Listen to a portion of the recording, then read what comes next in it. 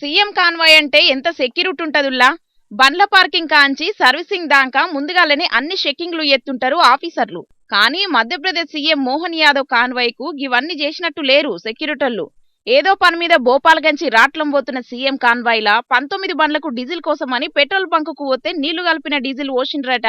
మామూలుగా అయితే CM convoy బండ్లకు ఏడబడతాడా డీజిల్ పోసుకోరు. కానీ అనుకోకుండా జరిగిందో లేకపోతే అర్జెంటుగా అవసరం వచ్చిందో తెలియదు గాని కాన్వాయ్లున్న 19 బండ్లకు డీజిల్ కావాలని ఆడున్న గీ పెట్రోల్ బంకులకు తీసుకుపోయిండ్రు డ్రైవర్లు. ఇక బంకు దాకా మంచిగానే వచ్చిన కార్లన్నీ డీజిల్ పోసే వరకు అసలుకే షాల్ కాలేదట. ఒకటి కాదు రెండు కాదు, మొత్తం 19 బండ్లు గిట్లనే సడి సప్పుడు చేయకుండా మొరాయించినాయట. ఆగో గిప్పటిదాకా కార్లన్నీ మంచిగానే నడిచినాయి, గింతల్ని ఏమైందని మస్తు పర్షాన్ అయినరట డ్రైవర్లు.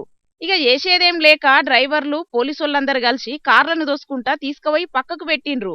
ఇక బండ్లన్నీ కుషయ్యే వరకు సీఎం సార్ కు వేరే కాన్వాయ్ని ఏర్పాటు చేసిండ్రట ఆఫీసర్లు. ఇక ఈ ముచ్చట మీద ఎంక్వైరీ చేసే వరకు పెట్రోల్ బంకుల నీళ్లు కలిపిన ముచ్చట బయటపడ్డదట. ఇక ఎంబటే బంకును సీజ్ చేసి కేసు బుకింగ్ చేసిండ్రట పోలీసోళ్ళు.